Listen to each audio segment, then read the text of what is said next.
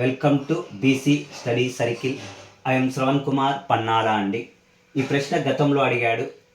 1924లో railway budget సాధారణ budget నుంచి వేరు చేశారు.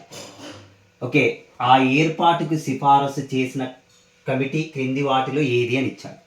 వికాలస్ కమిటీ, రాబర్ట్సన్ కమిటీ, మైక్ లిగెన్ కమిటీ, అక్వర్త్ కమిటీ అని ఇచ్చాడు.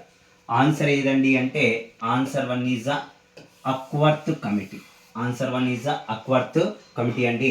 1921వ సంవత్సరంలో 1921లోనండి 1921వ సంవత్సరంలో రైల్వే బడ్జెట్ను సపరేట్గా ప్రవేశపెట్టమని చెప్పి సిఫారసు చేసిన కమిటీ అక్వర్త్ కమిటీ అండి. 1921లో చెప్తే 21లో ఏ సంవత్సరం నుంచి అమల్లోకి వచ్చిందండి అంటే తొలి రైల్వే బడ్జెట్ 2024-25.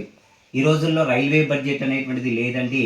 చివరిసారిగా రైల్వే బడ్జెట్ను 2016-17లో ప్రవేశపెట్టారు. టోటల్గా ఎన్ని టైమ్స్ రైల్వే బడ్జెట్ను ప్రవేశపెట్టారండి అంటే 92 సార్లు. Thank you everyone.